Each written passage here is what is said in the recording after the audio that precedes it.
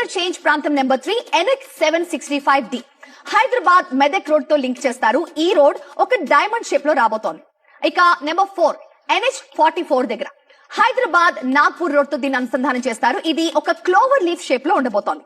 ఇక ఆ తర్వాత ఇంటర్చేంజ్ ప్రాంతం SH17 తూప్రాన్ గజ్వేల్ రోడ్ తో కనెక్టివిటీ రాబోతోంది. ఇది రోటరీ కమ్ ఫ్లైఓవర్ గా రాబోతోంది. అలాగే ఇంటర్చేంజ్ ఆ నెక్స్ట్ ప్రాంతం చూసుకుంటే SH01 హైదరాబాద్ మంచిర్యాల రోడ్ తో దీన్ని లింక్ చేస్తారు. ఇది కూడా ఒక క్లోవర్ లీఫ్ షేప్ లోనే ఉండబోతోంది. ఇక ఆ తర్వాతి ప్రాంతం SH17 ప్రజ్ఞాపూర్ భువనగిరి రోడ్ తో దీన్ని అనుసంధానం చేస్తారు. ఇక్కడ రోటరీ కమ్ ఫ్లైఓవర్ వస్తుంది.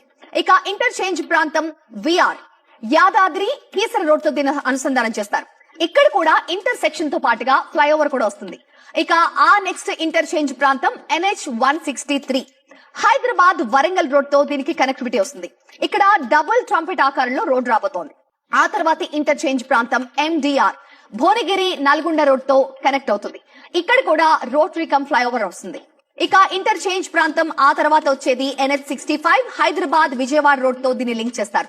ఇక్కడ సింగిల్ ట్రంపెట్ ఆకారంలో రోడ్ వస్తుంది. సో ఇలా 11 ఇంటర్చేంజ్లు ఇప్పుడు రీజనల్ రింగ్ రోడ్ నిర్మాణంలో ఒక గేమ్ చేంజర్ కాబోతున్నాయి.